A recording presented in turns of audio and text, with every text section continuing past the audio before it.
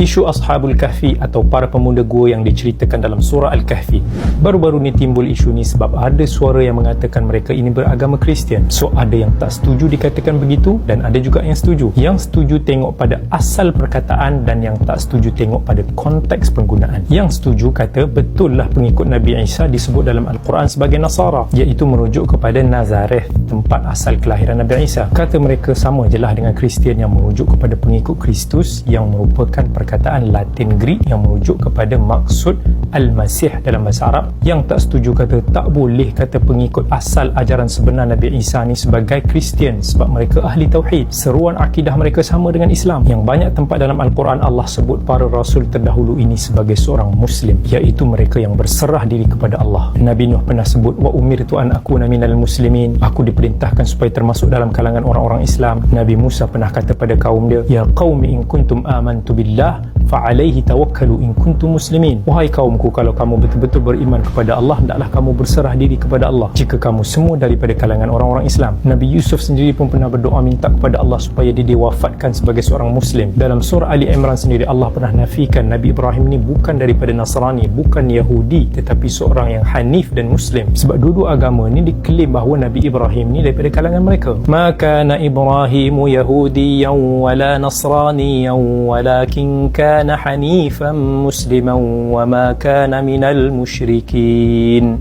Baik, secara peribadi sebagai seorang Muslim, saya berpandangan bahawa tak wajar untuk menyebut Ashabul Kahfi ini sebagai pengikut agama Kristian. Sebab jelas-jelas dalam ayat 13, 14 dan 15 dalam surah Al-Kahfi Allah menyifatkan Ashabul Kahfi ini sebagai ahli tauhid yang beriman dan menyembah Allah hanya sahanya. Sedangkan Kristian yang kita kenali pada hari ini, bahkan daripada dulu lagi, adalah agama Trinity, bukan agama tauhid. Bagi orang Islam, ahli tauhid kita sebut sebagai Muslim, macam mana yang Allah sifatkan kepada para nabi yang terdahulu tadi. Dalam Al-Quran dan hadis sendiri, bila disebut tentang Nasrani, dia merujuk kepada satu agama yang sudah berbeza syariat dan akidahnya daripada Islam. So dari sudut konteks penggunaan tak sesuai lah, sebab boleh mendatangkan kekeliruan kepada mereka yang kurang ada asas akidah yang baik. Yang kedua, adakah Ashabul Kahfi ini memang pengikut dakwah Nabi Isa AS?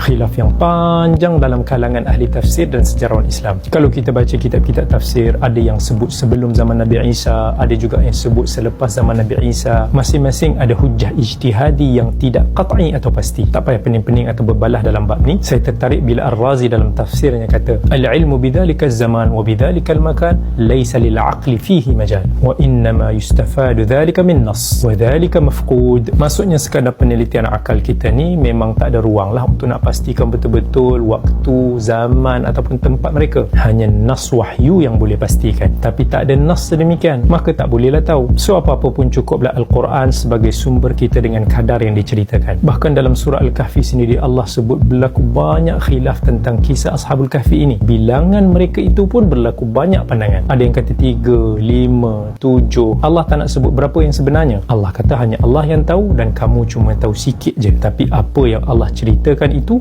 itulah yang benar. Nahnu naqussu 'alaika naba'ahum bil haqq wallahu ta'ala alam.